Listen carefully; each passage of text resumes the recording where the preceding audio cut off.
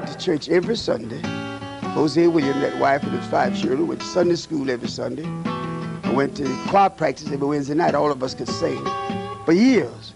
But I never met God until I met Martin Luther King Jr. Black people today are worse off in America than we were 35 years ago. Because not only have we not gained our fair share of America's economy, we have lost control of the economics of our communities. I'm going to do what I believe is right and godly, irregardless what they say about me.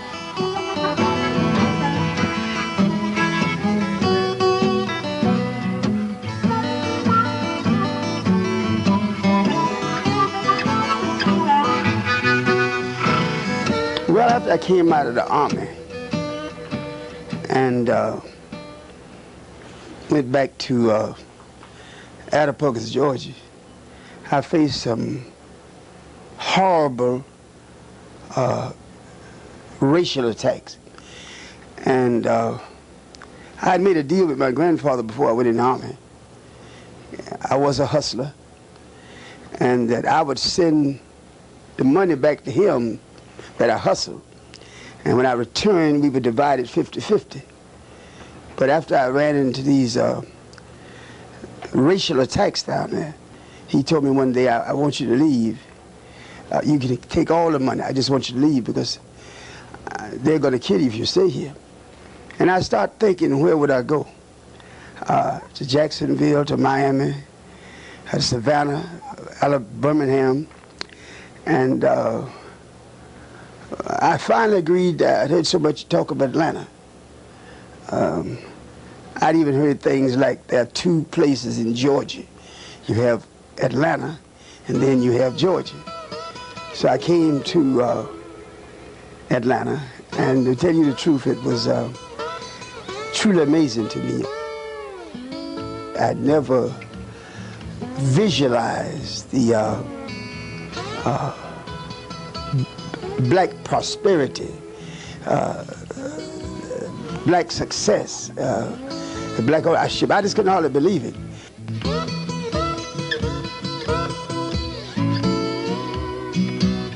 Unquestionably, I believe that Auburn Avenue was the black Mecca of the nation. Auburn Avenue was not only the black economic Mecca of the nation, Auburn Avenue was the black social Mecca of the nation. Now, you had Hunter Street and Atlanta University, but it was just amazing to me. I didn't know white folk live at this level.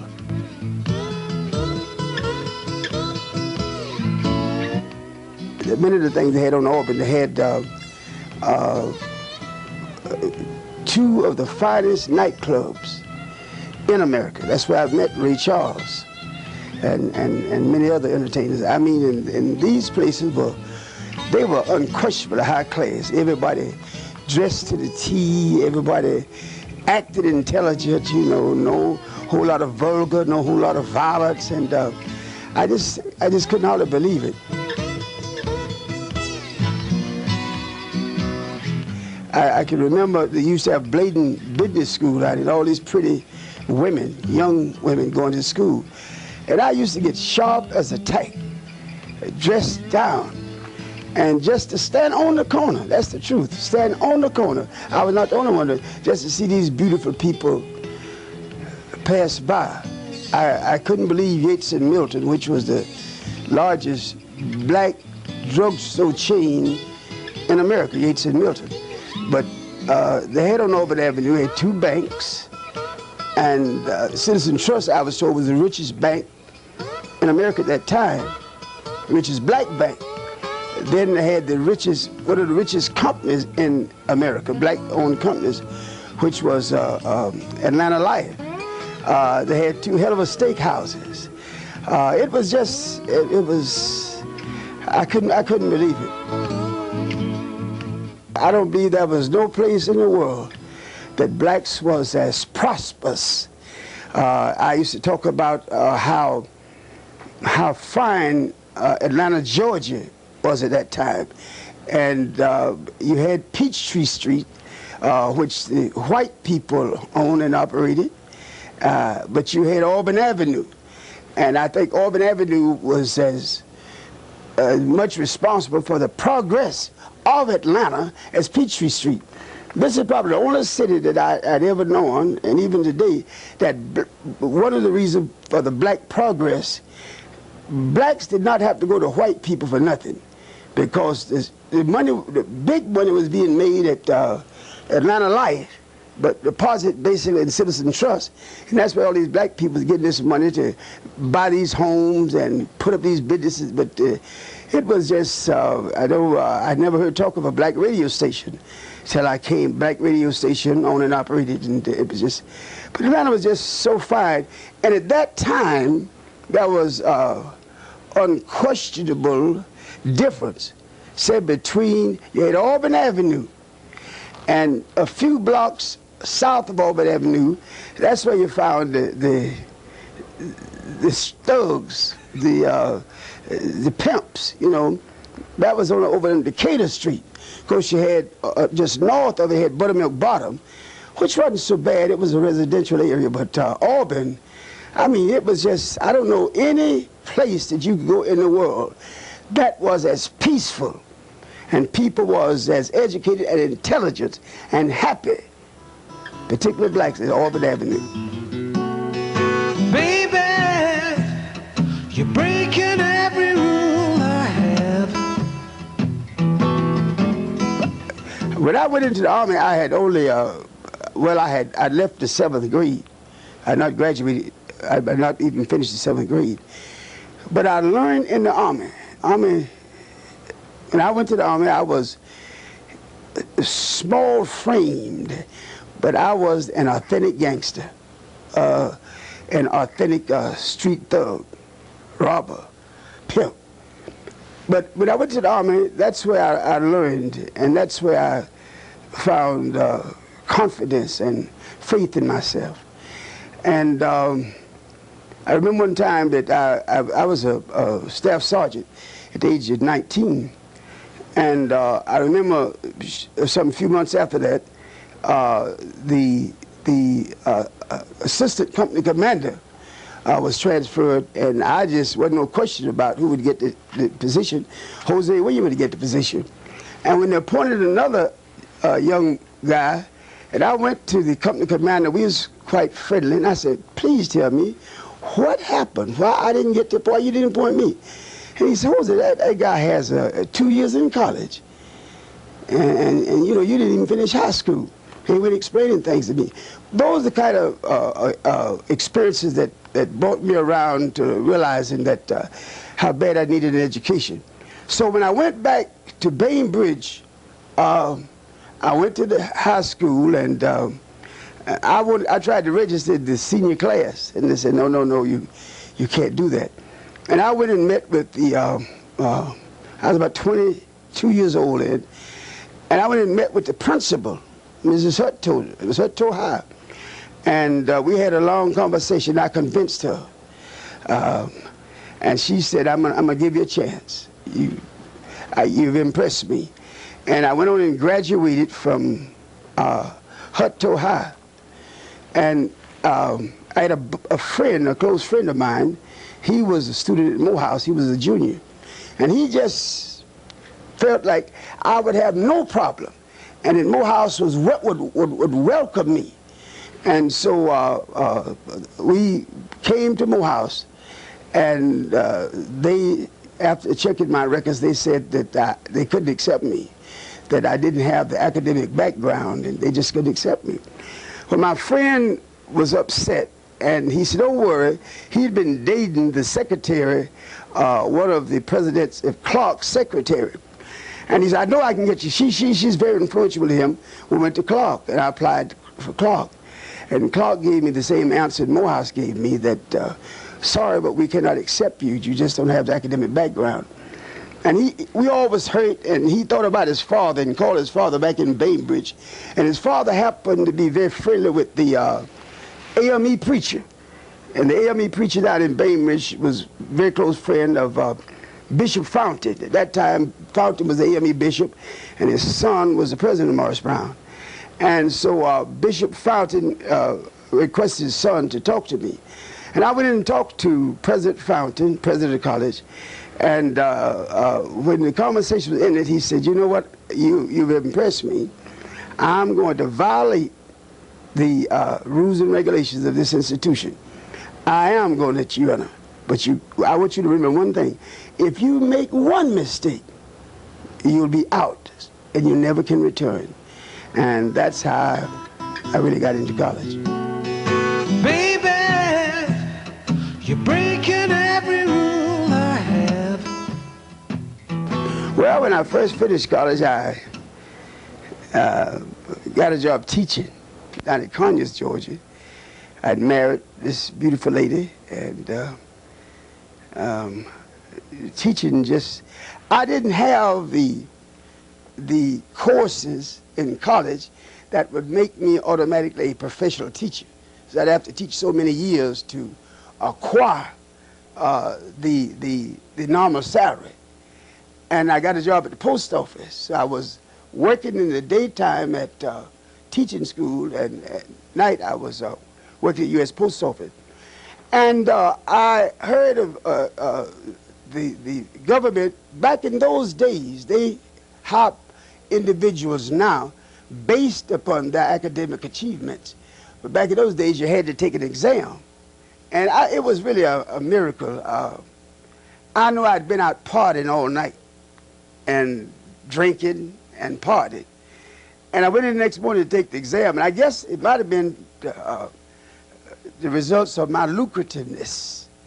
But I was just shocked, because you had some sharp guys in there from all of the colleges around. Some who was teaching at the colleges here. And I made 95 on the exam. Well, by being a disabled veteran, that gave me 105. So I got the job. They first sent me to Washington, and after weeks of orientation, they transferred me back to Savannah, Georgia. And that was the headquarters for the Chemical Division of the United States Department of Agriculture. And the head of the chemistry lab carried me around in the lab, and it was really shocking to me. And I've tried to give information back to the Atlanta University system, because when that man carried me through that lab and showed me those instruments, when we finished, he said, you seem so unhappy. You have a problem? I said, yes, I do have a problem, sir. Because all those instruments that you showed me, I have never operated a single one. And they, you know, at Georgia Tech and other places then, were not only teaching kids how to operate those instruments, they could break them down and put them back together. And I was just totally devastated. He was a Cuban, Cipriano Cueto. And Cipri said to me, he said, young man, if you want the job and you're willing to learn, I'm willing to teach you. And he was a chemical nut. And I guess for the next 2 or 3 years, the majority of the nights, we stayed in that chemistry lab till 10 or 11 o'clock. Baby, you're breaking every rule I have. Even though I was the most productive chemist in that lab, and I'm not talking about just running analyses, but I'm talking about in the area of research also. I really was, it was like being in heaven to me, because the whites accepted me as the only black professional. And they had entomologists and, you know, biologists, just a whole lot of scientists and professionals. And they accepted me. And I was the first black to be able to eat at a hotel in Savannah. The American Chemical Society met there. Because we used to go to meetings down at the hotels, and when it come time to eat, they'd have a room to put blacks in, and all the white people stay out in the dining room. And I used to go to these guys' home, these white guys' homes, and party with them, dance with their wives, and drink with them. And they used to tell me, like, Hosea, black people don't have to be down. You are not down because you studied hard and you work hard. And if other blacks were like you, they would have to be down. And I really believe that. It really got me believing I was better than the vast majority of black folks. And Savannah, Georgia had something that I've not witnessed in other cities, a true upper class black population. That we didn't go to nightclubs that was below our dignity. We partied in our house, and we spent a lot of time in Trinidad, the areas as of such. But I started thinking, and I found out one thing. When a job was available, see, at the employment office downtown, the white employment office was on the first floor, and the black employment office on the second floor. And whenever they had vacancies, it didn't go any further than the white employment office. And so I started telling, I had one guy who had helped me out so much in area chemistry, working at Savannah State, and he went out there and he even applied. And they never would hire another black. And then I began to truly feel I was what they called under slavery a house nigger. That we have Hosea Williams here as a scientist, the first black scientist hired by the federal government south of D.C. And that really, it tore me apart. Now, all of the persons in that lab never turned against me, but many of them did turn against me. My job became from the top of the mountain to the bottom of the sea. And I really, things became very difficult for me at that time, but I continued. And I had become very, things that happened in Savannah, and I got very involved with the NAACP, W.W. Law, who was considered one of the top NAACP people in the Southland. W.W. Law, we had gotten to be like the civil rights twins. And I could see it, that not another black professional out here. They don't intend to hire another black professional. And they're using me. When a black come out and they turn him down and say, y'all are prejudiced, y'all are racist. No, we not, because we have Hosea Williams. And it's my intent to see that some more blacks was hired. And I got very involved in the NAACP. And more it was brought to my attention, and I was aware of the professional racism that I was being subjected to. And I remember becoming very conscious of the civil rights organizations, because I really then, my interest in science began dwindling, and my interest in civil rights grew more and more. And I noticed that all of the civil rights organizations, their office was in New York, and their leaders was in New York. I had Roy Wilkins of the NAACP and Whitney Young of the Urban League and on and on. But they were in New York, and I became so vibrant, so successful as one of the NAACP leaders in the South. I was a member of the Savannah, Georgia branch, one of the most active chapters in the South. And I was a member I was vice president of Georgia, which is one of the most active states in the South. And I was also a member of the NAACPs and regions. But one thing I noticed, all those leaders of all those other civil rights organizations, including NAACP, lived in New York. And they'd send us memorandums through the mail telling us how to get free. Send us memorandums telling us how to fight the Ku Klux Klan. And one day I was watching television, and this was about 1955, and I saw this young man in Montgomery, Alabama, and he told the people, y'all get behind me, and I'm going to lead you and show you how to get free. And I said, my God, I got to go see this man. So I jumped in the car, and a couple of kids, I was head of the youth council in Savannah, and we drove to Montgomery, and that's where I tell everybody that Hosea Williams and that wife and those 5 children. We went to church every Sunday. Hosea Williams, that wife and his 5 children, went to Sunday school every Sunday.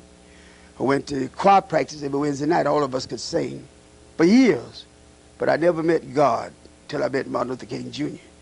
And King was not my God, but the true God revealed himself to me through King. And that's when I knew I had to give up. Oh, I was living, oh man, it was, I had the second largest house of any black family in Savannah, and my wife wore furs and diamond rings, and we lived on the street, college president and a few doctors and lawyers and college professors. That's the only thing that lived on the street that I lived on, Gilbert Street. And it was kind of a pitiful thing because I had been soaked up in the upper class society.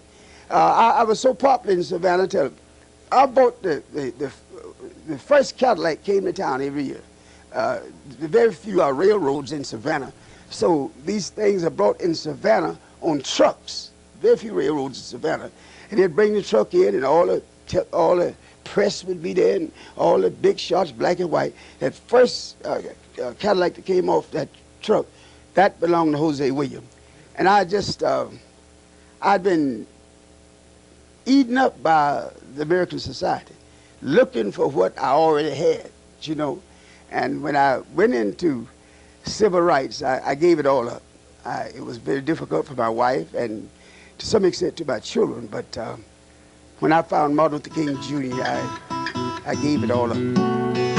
Baby, you're breaking every rule I have.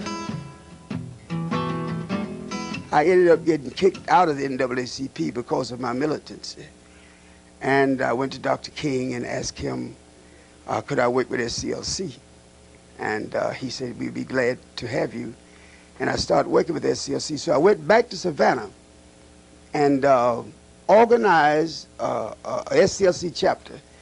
And we became, after Birmingham, Savannah, Georgia became the #1 civil rights movement in America.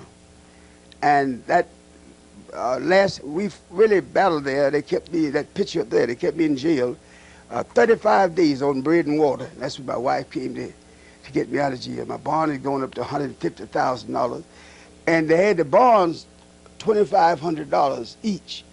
And if you had a piece of land worth $1 million and you bond me out on one bond, they wouldn't let you put anything else on that property. So we won that battle in Savannah, Georgia. We had pleas from Mills B. Lane, who was the president of the CNS Bank. We had pleas from President Kennedy at that time. And I remember when we settled the movement in Savannah, they gave us every demand. They made every demand except 2. They said we were going to not integrate the bars until after New Year's night. And that's a big time in Savannah. And we won't integrate the swimming pools until the season, you know, the next spring season. Well, the swimming pools was closed anyway. And at that time, Dr. King called the SCLC convention in Savannah and announced, to my amazement, that Savannah, Georgia, this is after Birmingham, that Savannah, Georgia was the most integrated city south of the Mason-Dixon line. And so I really began to try to leave the chemistry lab and ended up as a full-time staff member on Dr. King's team. Baby, you're breaking every rule I have. That's what was driving them crazy down there. We'd have this big rally, and then we'd get out and we'd march every night. We'd march every night. And I was operating under the name of SCLC's Voters League. And I was really trying to get Dr. King into Savannah. And every one of the officials from SCLC, from Abernathy on down, did come to Savannah. It was the first time Andy Young had been arrested in the civil rights movement, as long as he'd been there. But Dr. King never did come to Savannah. I would come to Atlanta and we'd have conferences and I would talk to him over the phone. He'd promised me he'd come, but for some reason, he never came to Savannah until the movement was over. And then he called his annual convention in Savannah. I remember he gave me the award of the year. And that's where we really began to associate. I don't know why Dr. King is one of the things I never found out, why he never came to the movement in Savannah. And this was right after Birmingham. And I don't know whether it was the threats on his life or what, but he never did come to Savannah. It was kind of embarrassing because Savannah turned out to be the #1 victory in the civil rights movement up until that time. And he admitted this. This is the most integrated city south of the Mason-Dixon line, and no one is more responsible for it than Hosea Williams. So I never did really just come out and ask him, Doc, why you never came to Savannah?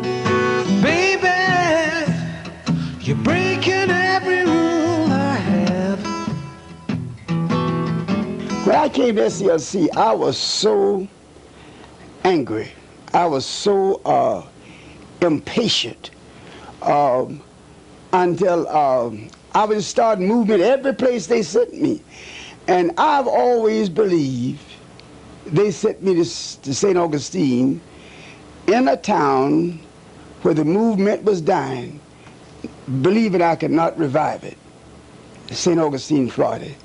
It was a dentist there, and he had, I remember the first night I spoke there, they had about, they brought me from the little black motel down to the church, and I looked, they had, I mean, really, it must have been 40 guys with guns around the church while we have the beating inside. My God, what am I facing now? But I did settle down and convince them to get rid of all those guns and abandon violence. And let's take up Dr. King's philosophy of nonviolence. And then the movement grew so large, and it became such a national news media factor. And I think Dr. King really was kind of forced to come to St. Augustine. But as the things worked out, we've always said that Birmingham, Alabama, the movement in Birmingham, Alabama, produced the Civil Rights Bill, but it got bogged down in Congress, and it was St. Augustine, Florida that pushed it on through. We would go out to the Atlantic Ocean, and that was really tragic for me, because I don't know how to swim. And we'd go out to the beach, and then they'd have just a line, the sheriff, worked on the head of the Ku Klux Klan, was called Hosea Williams, and they'd just be lined up, 50, 75 Ku Klux Klans with sticks, with bats, and they'd wait till we get out in that water. We'd go out there, maybe, it's beautiful beaches down there, maybe we'd go out in that water, say 40 or 50 feet out in the water, which was about almost waist deep, and they'd come out there and beat us down in the water, and then the sheriff would announce everyone was under arrest. He'd take all his deputies, and they'd take us all to jail. We who was in there demonstrating, it was $50 to get us out of jail. The whites that beat us up, the Ku Klux Klan, it was $2.50 to get them out of jail. And finally, it became such a national issue until Dr. King did come to town. And they would beat us out in that water. And then we would march at lunch hour down to the lunch counters, and they would beat us again. The worst beating we would get at night, we would march down, they have a slave market, that downtown in the middle of St. Augustine, Florida, and we would march this slave market just to pray, just to have prayer. That was the worst beating we took of all. So one night we were planning, that's Dr. King came to town, and was in this little motel, and it was a white lady from New York. She had this beautiful beach home, and she heard Dr. King was in town, and she came by the motel and gave Dr. King the keys. She was leaving town, that he could live in her home until the movement is over. And we met so late in this motel, Dr. King decided to go out there in the morning. Those Klansmen shot that house to pieces. Anyone in that house would have been killed that night.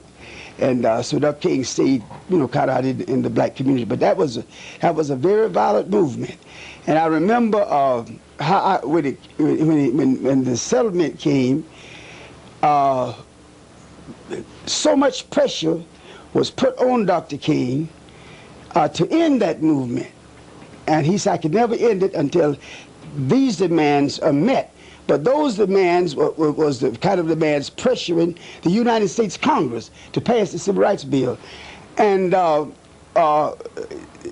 King was pressured by the president to call for some type of halt on the movement. So we all went to Jacksonville, Florida, which was only about 50 miles, 60, 70 miles from St. Augustine. And we checked at a motel there, and we got discussing, what can we do? And Dr. King called the head of the sheriff. He tried to speak to the sheriff back in St. Augustine, Florida. And he went in to talk to Dr. King. And Dr. King said, Andy. And Andy went down to try to talk to the authorities to get to the head of the clans down there. And we were surprised. We turned the television on about 6 o'clock that evening, and Andy had conned them to say that they would not beat us anymore, but we agreed not to march anymore, and we'd come to the table to discuss the demands, and that ended the movement.